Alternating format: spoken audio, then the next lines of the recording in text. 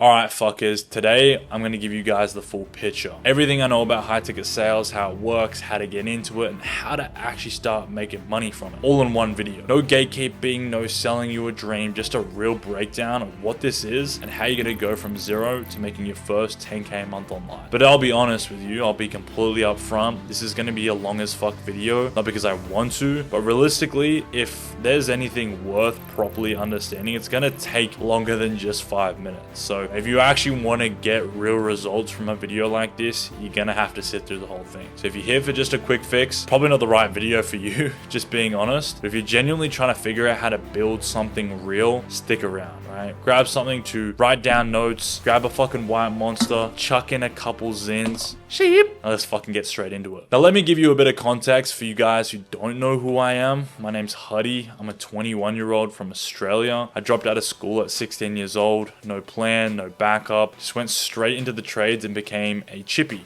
or a carpenter. Spent about 3 years on it, nearly got qualified. I picked up obviously a pretty good understanding of how everything worked, and I felt like I had a pretty solid path I was going down. But here's the big thing that really just sat wrong with me. A lot of the guys that I was working with on the job site had been in the industry for like 10, 15, 20 years, but they were only making like 40 to 50 bucks an hour. And I was just picturing myself fucking waking up for the next 20 years, early mornings, my back fucking killing me every fucking day, never having time for myself, never having time for my family, always having some kind of fucking injury, and my reward is $40 to $50 an hour, which, you know, sounds alright, but when you look at the cost of living and where Australia is currently at, being able to afford a house in the future, 40 to 50 bucks an hour isn't really gonna cut it. I feel like it's just gonna get you by. It really just there for survival. And the blokes I worked with, they weren't bad guys, you know, they were alright. They showed up, they worked hard, they were good at what they did, but I could see it on their face, man. You know, they weren't happy. They were just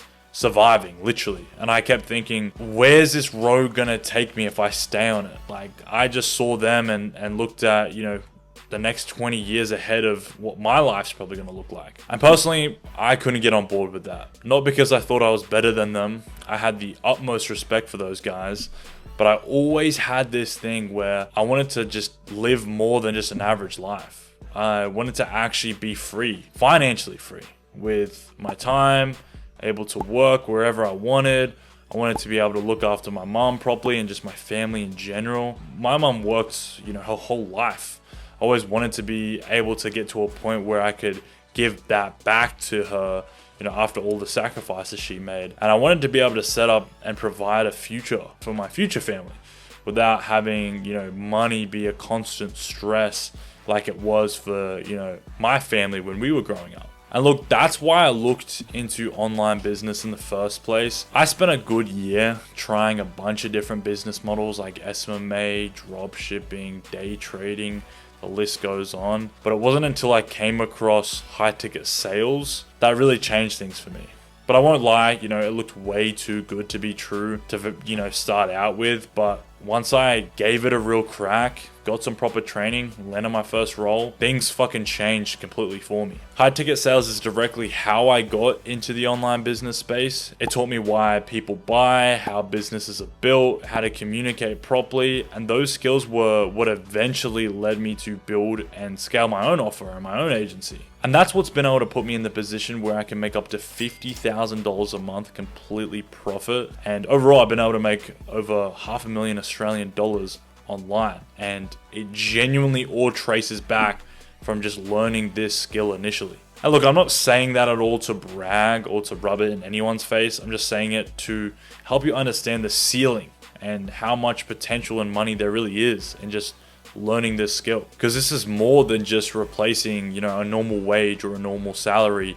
You can really turn this shit into something so much more. But we'll get into that later. Let's first talk about the foundation. This is going to be the first module of this free course. Now, I'm not going to start with, you know, telling you the best tactics or the best frameworks to use to get into this space. I know a lot of you guys are probably going to try and skip straight to the how to make money online part, but please don't. I think this is a really big reason why most people fail. It's not because the opportunity isn't real. It's not because they're not smart enough. They fail because they jump into this with no real reason for doing it. No clear picture of what they're building toward. And when the moment gets hard, they fold. And it will get hard at some point. Every single person who's built something worth having has hit a wall at some point. The difference between the ones who push through and the ones who quit is almost never skill. So please just bear with me on this. The first question you need to be able to answer honestly is why you're doing this. And I don't mean, hey, I just want to make money. That's not really an answer. Money is a tool, but it doesn't keep you going when things aren't working. What I mean is, what does this actually represent for you? What is the thing that if you close your eyes and you think about, makes you feel something? For some people, it could be family. For some people, it could be getting their time back. For some people, it could be proving something for themselves. For me, a lot of it was about just not wanting to watch the people I care about struggle. And I knew I had the ability to do something about it. That sounds simple, but it's a pretty strong fuel when things aren't going your way. Figure out your real reason. Write it down somewhere where you'll actually see it. Because say, for instance, you're 3 weeks into learning this skill or any business model, matter of fact, and you're not making money yet and it feels like it's not working, that reason is what's going to keep you going at it. Next, let's talk about vision. What does the destination actually look like? Once you know why you're doing something, get specific of what actually you're working towards. Not the, I want to get rich, but what does an average Tuesday look like for you when you built the thing you're trying to build? Where do you want to wake up? What time? Do you have anywhere you need to be? Do you actually want to own your morning? What do you do for your family that you can't currently do right now? Where have you been able to travel?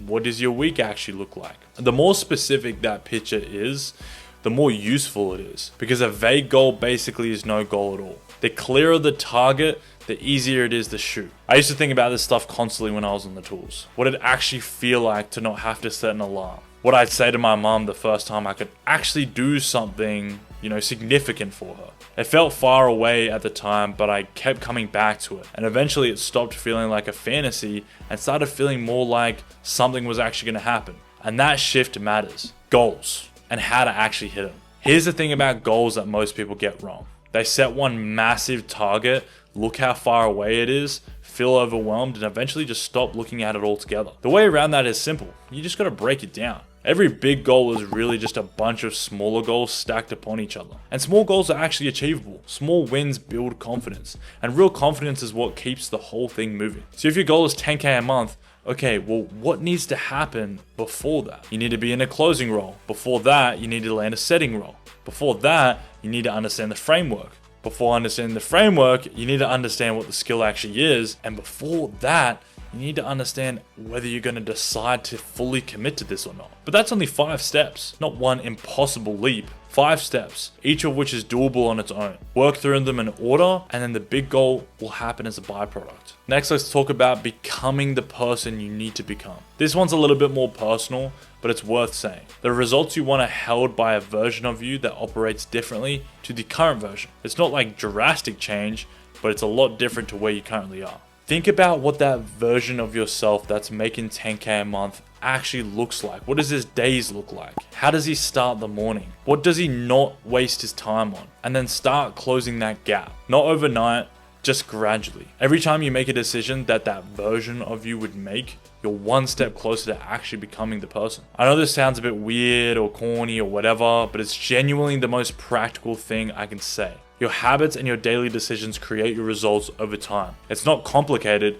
it's just not always easy, because you're not going to wake up one day and just have those things. You need to adopt the habits and the daily inputs that the successful version of you would be doing. And slowly and gradually, you do become that person. Getting comfortable with being uncomfortable. Look, this skill is going to require you to do things that feel uncomfortable. Your first few setting conversations will feel awkward. Your first closing call will probably feel nerve-wracking. There'll be days where nothing's working and you don't even know why. All of that is a part of the process. It's not a sign that it's not working, it's a sign that you're learning. The people that get good at this are not people that are naturally great at it from day one. They're the ones who kept showing up through the uncomfortable phase until it clicked. Most of the decisions that changed my life, like investing in proper training, quitting the trades before I became fully qualified, committing to building something online, all felt super uncomfortable at the time. Not one of them felt like an obvious safe move, and all of them were the right call. The uncomfortable option is almost always the right one. You just need to take that leap of faith. Last step is just taking action, and after I explain this, we'll get into learning the skill. One of the most common things I see with people is, they watch a video like this, they feel motivated, they think about starting, do a little bit more research,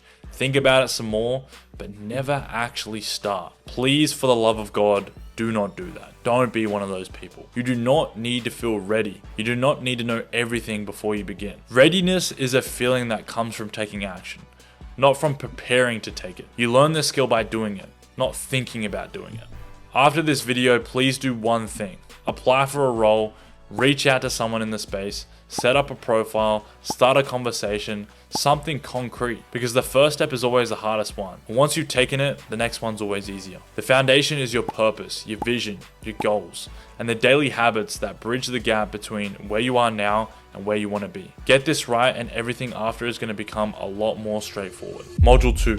High ticket sales in 2026. All right, let's explain what the fuck high ticket sales actually is, because I know the term gets thrown around a lot and there's heaps of confusion about it. High ticket just means expensive. Products or services that cost a lot of money, typically anywhere between a couple $1,000s and up to $10,000 and more. We're talking about things like coaching programs, AI automations, marketing services, agency retainers, online courses, masterminds, that kind of thing. The list goes on. And the reason high ticket sales specifically requires salespeople is that when someone's about to spend $5,000, $10,000, $20,000 on something, they're not just gonna realistically click a button and buy it. They need to have a proper conversation before they make a big decision like that, because they also don't understand the context of the product or service you're selling yet. They're most likely just going to see the big high ticket price and say, fuck no, I'm not buying that. They need to make sure it's actually the right fit and understand what they're getting.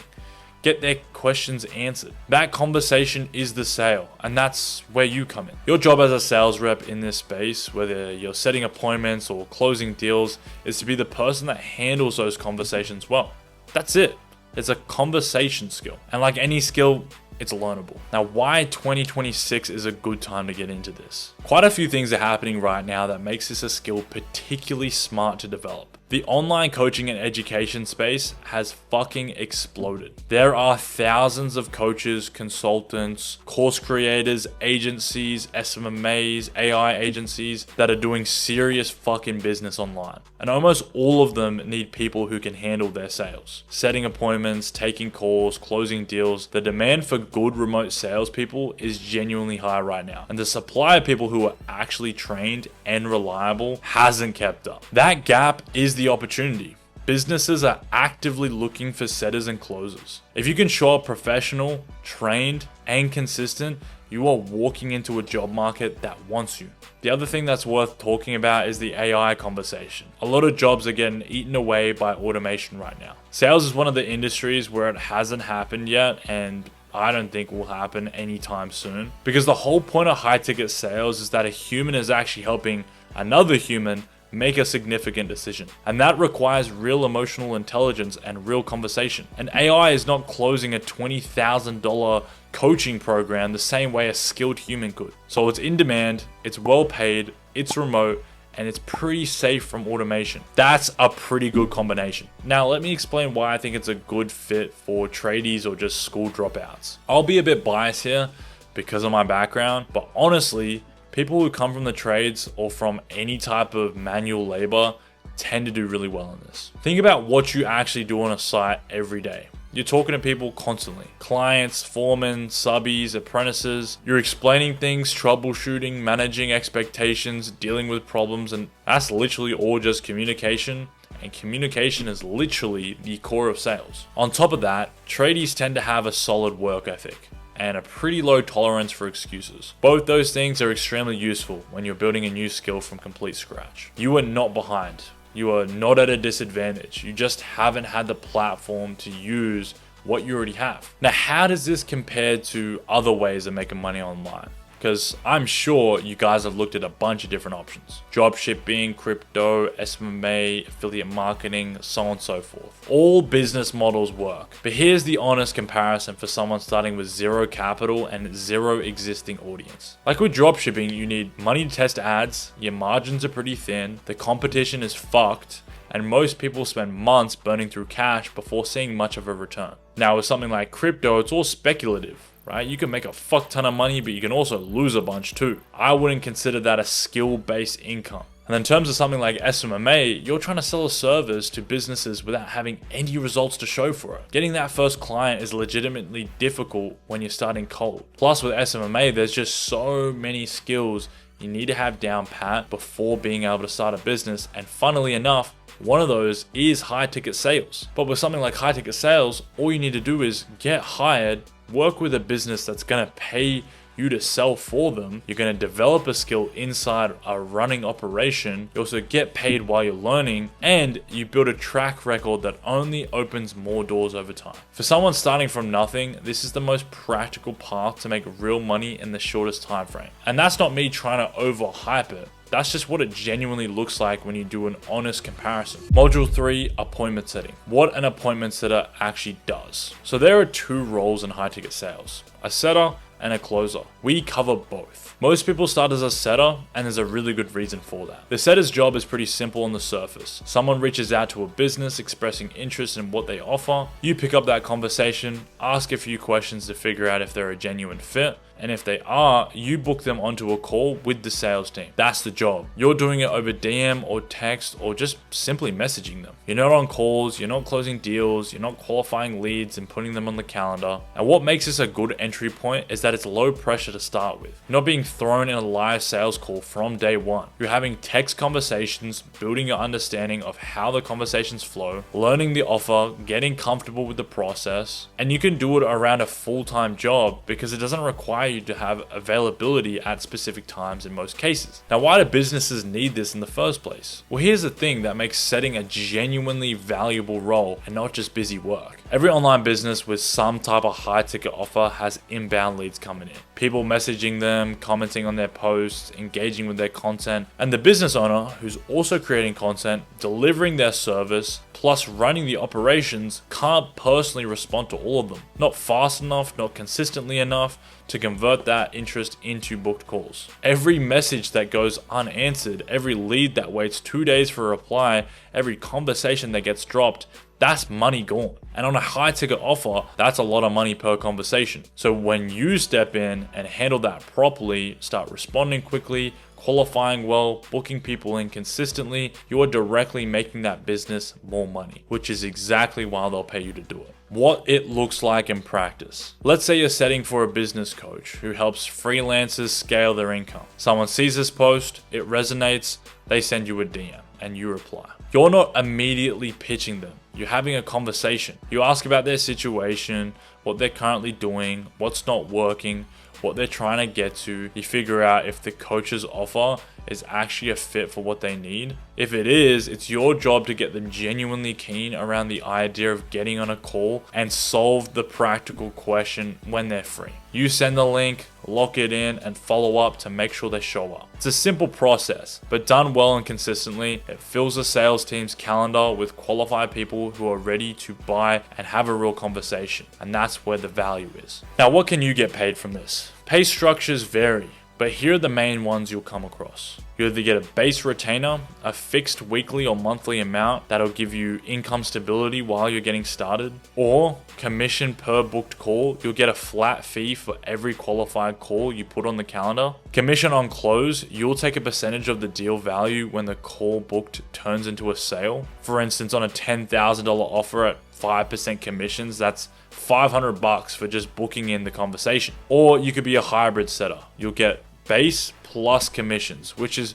usually the most ideal setter. A solid setter could earn consistently somewhere around 3 to 8K a month, but the top end setters on really good roles with their strong skills, are clearing way more than that. Plus, they're doing that all remotely with flexible hours and no physical toll on your body. And just to give you guys a clearer understanding of how much money you could make on a role like this is my guy Lewis, who's a 25-year-old from Victoria, Australia, who used to work as a full-time plasterer, but now he makes 20k a month from his phone living in Bali. Or even my guy Caleb, who's an 18-year-old from Sydney, used to work a warehouse job and made $7,000 in commissions his first month as a DM setter. Or my guy Kais, who's a 22-year-old from rural New South Wales, Australia, who makes over $2,000 per week just sending DMs. But there's something setting gives you that goes way beyond the pay. You're inside a real online business. Every day you're watching how they generate leads, how they structure their offer, how they communicate with their audience, how they run their sales process. You're getting a live look at how successful online businesses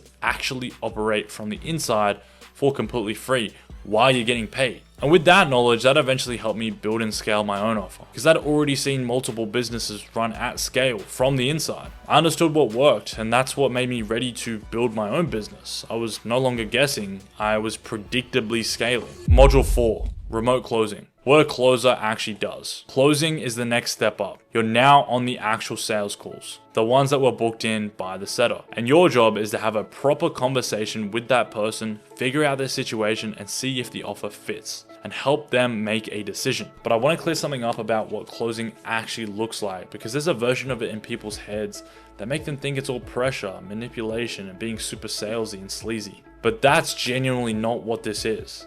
The best closers are good listeners. They ask questions. They genuinely care about whether the offer is the right thing for the person on the call. And a lot of the time, when you're actually good at this, people just end up closing themselves. You don't have to convince them of anything. You just have to help them get clear on their own situation. The people on these calls are not random strangers. They reached out. They booked a time. They wanted help. Your job is just to figure out if your offer is the right help and make it easy for them to make the next step if it is. Here's why closing is worth talking about separately. The income jump from setting to closing is significant. On a $10,000 offer, a setter will get around 5% when that deal closes. That's $500. But a closer will take anywhere between 10 and 15% for just closing a 45-minute call. That's between $1,000 and $1,500 just in 45 minutes. And those numbers scale fast. Close 10 deals a month, that's $10,000 to $15,000. You close 20 deals in a month, you're making anywhere between $20,000 and $30,000, and you're not just limited to one business. Experienced closers with a good track record work across multiple offers.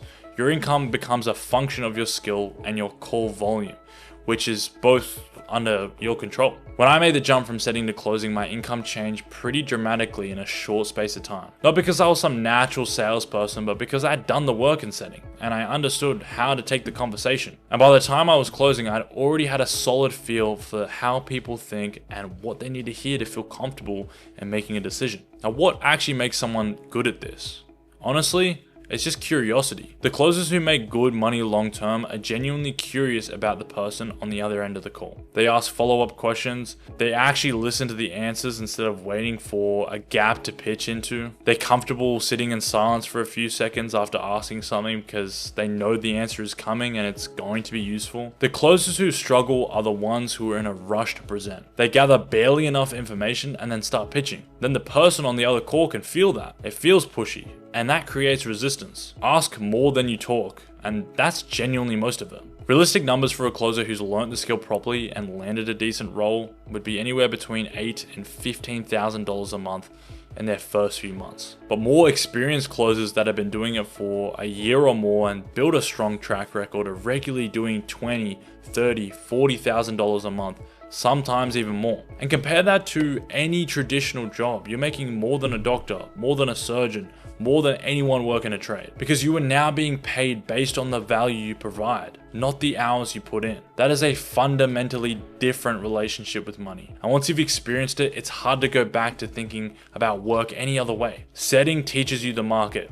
Closing pays you properly for what you've learned. And just to prove that you can make this sort of money, this is Callum, a 24-year-old from Western Australia, making 40k a month. Or my guy Brody Cusack, a 22-year-old from Queensland, used to work as a welder and now he's making 25k a month as a closer. Or my guy James, a 24-year-old from Victoria who used to work as a Sparky, now doing consistent 6k weeks. If this doesn't prove to you that anyone can do this, no matter what background you come from, I don't know what will. Module 5, the 90-day roadmap. I'll be straight with you. Most people that try to get into high ticket sales on their own don't see results. Not because it doesn't work, it clearly does, but because without a clear structure, people just kind of wander through it. Watch some videos, feel inspired, try a few things, get confused about what to do next, lose momentum, and then just give up. So here's an actual roadmap, what the first 90 days should look like if you want to get into a real role and start making some real cash by the end of it. The only goal for month 1 is to understand what you're doing, not to be good at it yet, just to stop being confused. That means working through the basics in order. What high ticket sales is, how the conversations work, what questions you ask and when, how businesses in this space actually operate, the difference between qualified and unqualified leads. You do this systematically, not jumping around. The order matters more than you realize. I see a lot of people try and learn advanced objection handling before they even understand the basic framework. That's like trying to learn how to drift a car before you've even driven one. Do that shit in order, bro. The other important thing is month 1 requires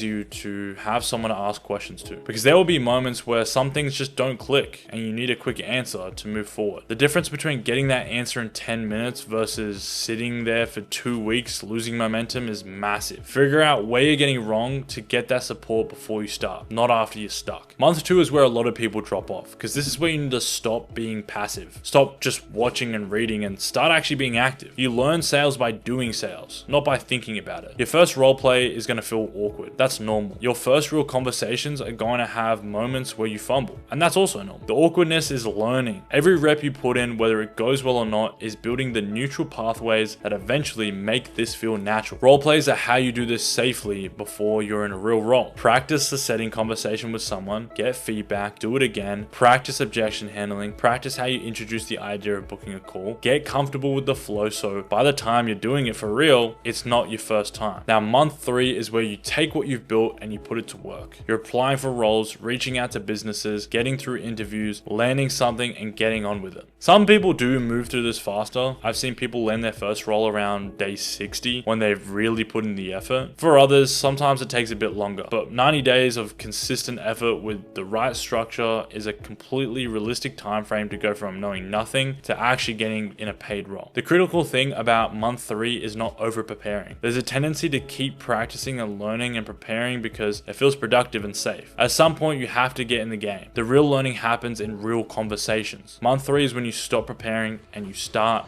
doing. Module 6, the frameworks. Before we get into actual frameworks, I want to make the distinction between a framework and a script because it matters. A script is word for word. You memorize lines and deliver them. The problem is that the real conversations don't follow a script. The person on the other end says something unexpected and suddenly the whole thing falls apart. Scripts also sound like scripts and people can feel it. A framework is a structure. You know what you're trying to understand to each part of the conversation and roughly how to get there. But the actual words you use are just based on who you're talking to. It sounds natural because it is natural. You're just a person having a guided conversation. Learn the framework well enough so you don't even have to think about it. You sound like a real person. That's the goal. Setting framework. Here's what you need to get out of every setting conversation in roughly this order. Number 1, open naturally. Just be a human first. A quick line that establishes a normal conversational tone. Hey, thanks for reaching out. Just wanted to make sure I understand your situation properly. If you say too much, this sets the whole tone of the conversation as collaborative rather than transactional. Step 2, understand their situation. Find out where they're at, what they're currently doing. What does their situation look like right now in the context of what your offer addresses? Start with open questions only and let them do the talking. Something like, walk me through where you're currently at the moment. The more they talk here, the better the rest of the conversation goes. Number 3, find the pain. Go a bit deeper. What's not working? What have they already tried that didn't get them them the result? What's the specific frustration that made them reach out? There's always something underneath the surface level answer. Your job is to find it without being pushy about it. Just curious. What's been the most frustrating part of that? Number 4, check the urgency. How serious are they about making a change? Some people reach out and genuinely are ready to move. Others are just browsing. You need to figure out which ones you'd be dealing with. If urgency seems low, a useful question is asking them about where they'll be in the next 6 to 12 months if nothing changes. That creates a bit of a natural perspective without being weird about it. Step 5, understand their goal. What do they actually want on the other side? Be specific about this, not just the surface level goal, but what does that actually mean for their life if they do achieve it? The more clearly they can articulate their goal, the easier it is to connect the offer back to it. Number 6, qualify them. Figure out if they're a genuine fit for the offer. You're looking at whether their situation matches what the offer addresses, whether they're serious about it, and whether they're in a position to invest. You don't need to ask, can you afford this directly? Gauge it from the context, and if you need to frame it naturally, just make sure the call is actually useful for you. The investment sits around X. Is that something you'd be in the position to look at if it felt right? Last but not least, step 7, book the call. If they're a good fit, pitch the conversation, not the offer. So say something like, based on what you've shared, I think it's worth getting on a call with the team so we can build out a proper plan for your specific situation. It's not at all a hard sell, just a proper conversation to see if we can actually help. Then you just need to send the link, lock in a time, confirm it the day before and the morning of, and you should be sweet. The closing framework. The closing framework follows the same logic. You're still uncovering situation, pain, urgency, and goals, but you're doing it on a face-to-face call. You're going deeper on each one, and at the end, you're presenting the solution and asking for a decision. Step 1, set the agenda. This is what the first 60 seconds should look like. Yeah, man, so what I'd like to do today is get a proper understanding of where you're currently at and what you're trying to build. And if I genuinely think I can help, I'll walk you through what it actually looks like. If I don't think it's the right fit, I'll tell you that too. Sound fair enough? And it's that simple. Set up the call as a two-way conversation, and it positions you as someone who's actually honest and there to help. Step 2, deep discovery. This is where you spend most of your time. This is called the current situation. This is where you're gathering pain points. You're covering what they've actually tried. Why didn't it work? How urgent are they about changing things? What success actually looks like for them? And what would it mean for their life if they actually got there? Ask follow-up questions. Actually listen. The discovery phase is where the close happens, not the end of the call. If you do discovery well, the rest is easy. Step 3, present the solution. Only once you've gone through discovery is where you actually present. And when you do, you don't just list features. You have to connect everything back to what they told you. Something like this. You mentioned that the main thing holding you back is XYZ. Here's specifically how we'd address that. The more personalized you make the presentation feel, the better it lands. Number 4, handle objections without making it weird. After you present or pitch your solution, objections are going to come. Treat them as genuine conversations that deserve genuine answers. Don't bulldoze through them. If someone says, I need to think about it, ask what specifically. 90% of the time, there's a specific concern underneath that. And once you address it, the hesitation disappears. Another example is, it's a lot of money. Ask honestly, if the investment wasn't a factor, do you think this is what you need to get to your goals? And that's what tells you whether the issue was the value or genuinely the fact that they didn't have the coin. Another example is, I need to talk to my partner or my spouse, in which you respond totally fair. What would you tell them about why you'd want to do this in the first place? And this gets the prospect to then articulate their own reasoning, which is only going to strengthen their conviction behind why they want to buy. Another common example is, I've been burned before. I've paid for something similar like this in the past and it didn't work out. And all you need to do is acknowledge it properly. Ask what happened, show you understand why they're cautious, then explain specifically how this is different in the ways that matter. Also get them to understand that if you continue to go down the path and thinking that, hey, I'm never going to invest in anything again because I have been burnt, where's that going to lead you? Getting them to understand that is going to get them to realize, hey, I do need to keep trying it till I come up with a solution. Step 5, ask for the decision. When the objections are handled and there's genuinely nothing between them actually buying, you just need to ask for it. Not aggressively, just directly. So say something like this. Based on everything we've talked through, it sounds like this is exactly what you've been looking for. Are you ready to get started? Then they'll stop talking. Let them sit for it for a moment. And then once you pitch, that's when you stop talking. You let them sit with it for a moment. The silence feels uncomfortable, but it's doing the work. Don't fill in, just let them respond in their own time. 50% of the close happens in the discovery. The better you understand someone's situation, the less convincing you have to do when it comes to ask for a decision like this. Listen more than you talk. Module 7, landing your first role. Now let's say hypothetically you're trained as a sales rep and now it's time to finally find a role. There are 4 main places where legitimate remote high ticket sales roles get posted or are accessible. And here's the honest breakdown for each. First option are job boards. Places like LinkedIn and Seek are increasingly active with remote sales roles. Search terms like appointment setter, remote closing, high ticket sales, or SDR remote. Then you need to filter to remote only. When you're assessing different roles, look for these 3 things. Warm or inbound leads only, so you don't have to do any cold calling. Commission or hybrid pay structure, and room to grow from setting into closing. Those 3 filters cut out a lot of the fat. Your next option is Facebook groups. These are communities specifically built around remote sales jobs. Coaches, consultants, and business owners post roles in there regularly. All you gotta do is search high ticket sales job, remote closing jobs, appointment setting jobs, and join the relevant groups and check them daily. The roles in these groups tend to be from online businesses, which are exactly what you want because they understand the model and they know how to pay good sales reps. Option 3, direct outreach on social media. Find businesses whose model you understand. Coaches, educators, agencies with an active following. Reach out to them directly, but don't lead with "I'm looking for a job." Lead with something that shows you understand their business and have something to offer. Something like, "I've been following your content for a while and the results you're getting is pretty impressive. I work in sales and I've noticed something in how most businesses handle their inbound conversations that tend to cost them a bunch of deals. I'd be happy to share what I mean if it's useful." And this way you're starting a conversation. If you look like you're begging or you're desperate for an offer, they're not gonna fucking hire you. This creates a completely different energy. Option 4 is getting into a community or some type of program. If you're in a training program or a community in this space, roles tend to come through internal connections. Business owners who need sales reps often directly go to reputable programs and academies rather than advertising publicly because they know the people coming out of those are going to be properly trained. This is the fastest path to a quality role for a lot of people. And this is the same path that I went down. This is how you stand out. Most people applying for these roles send a generic message or a CV and hope for the best. But you can do way better than that with pretty minimal effort. If you can, record a short video, 90 seconds to 2 minutes long on Loom. Reference something specific about the business, talk briefly about your background and why you would want to work with them. Show some genuine energy and clear communication because most applicants are just a block of text or a CV. A face and a voice stands out immediately and obviously they get to know a little bit more about you. Now, when you actually land an interview, make sure you come with questions. Things like, what does their sales process look like? How do they generate leads? What does a great setter or closer look like to them? What growth is possible within the business? Asking good questions signals to them that you're someone who takes this shit seriously and you're someone who's professional. That impression matters a lot. It means that you're hungry and you actually give a fuck. And last but not least, roleplay the interview before you go into it. Run through how you'd introduce yourself, how you'd answer common questions,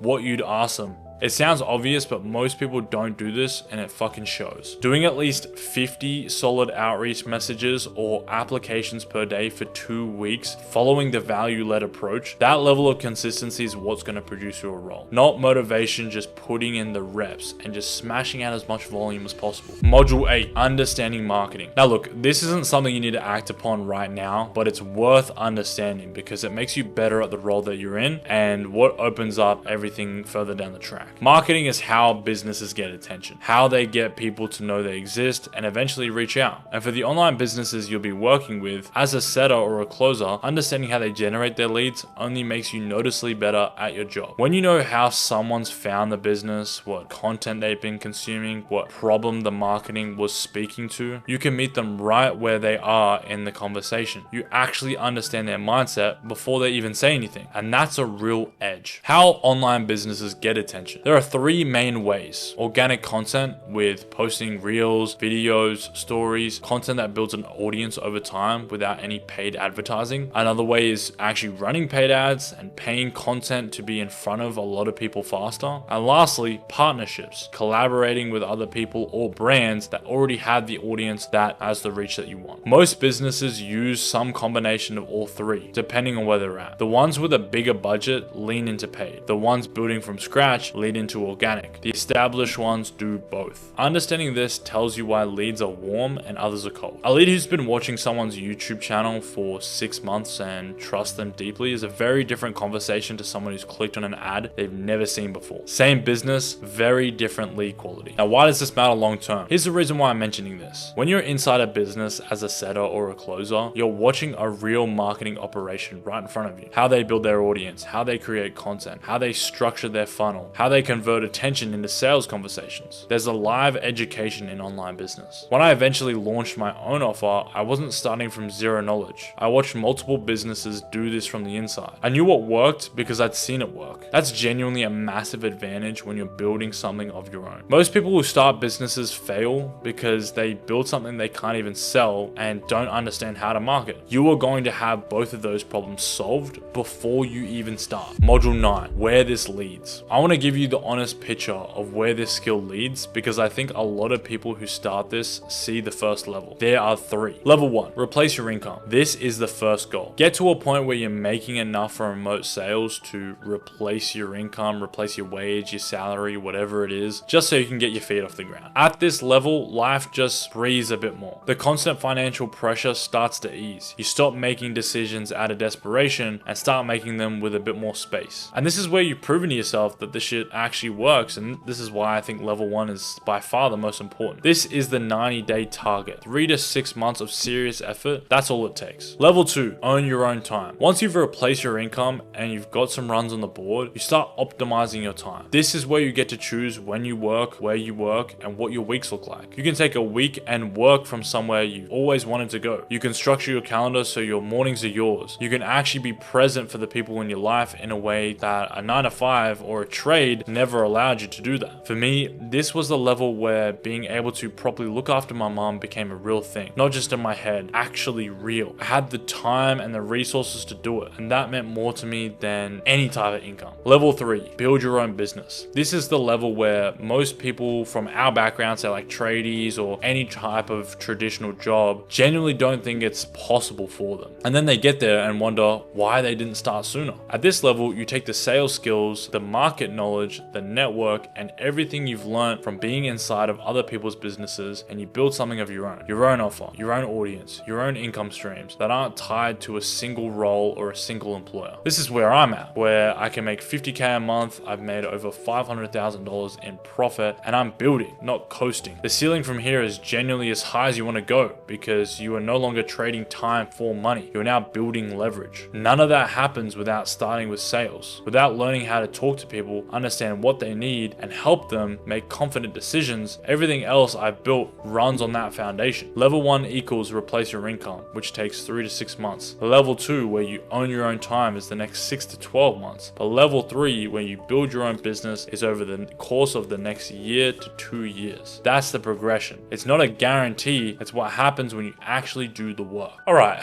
if you're still here, that tells me you're actually serious, which already puts you ahead of 99% of people. Here's the honest version of where I came from. I was 16 years old, I dropped out of school. I went from, working on the trades. I was a Sparky for 3 years, quit before I got qualified because I was watching all these guys around me, living a miserable life, never getting to see their friends or their family or have time on their own or never make the money they were wanting to make, and just hating their lives. And I only saw myself living that had I not done anything about it. That's why I found high ticket sales. That's why I got proper training so I could land my first role and started making fucking money. That's why I went from, setting to closing and then closing to, building my own offer. And now I'm able to make $50K a month. And the craziest part is this doesn't feel like a crazy distant miracle anymore. It just feels like what happens when you pick the right skill and you learn it properly and you actually follow it through. And this is what's possible for you guys too. I'm not a special case. I'm special ed, bro. I'm a fucking retard who can barely spell and barely read or write. I don't have some background that's set up for me like this. I literally, again, dropped out of school and swung a hammer for a few years, and now I'm here. Why couldn't you do the same? The roadmap is in this video. The framework is in this video. The places to find the roles is in this video. You have everything you need to start. The only thing I can't give you is the decision to actually do it. That's on you. Do something with this today. Not tomorrow, not Monday, today. One thing I will say before I go, for anyone anyone watching this who wants to do this properly, doesn't want to have to figure it out entirely on their own, they actually want to fast track their progress and get proper training, same way that I have, the same way the boys that I showed you in this group chat is making money in setting and closing, what I'll do, I'll put a link in the description to book in a call with my team. They'll have a proper conversation with you to see if training is something that would actually help you. There obviously will be an investment involved. It will genuinely help you because, again, I fucking went through this shit myself. It's not something you have to do. It's just purely a recommendation. But look, if you got something out of this, please drop a comment. Tell me where you're at, what you've,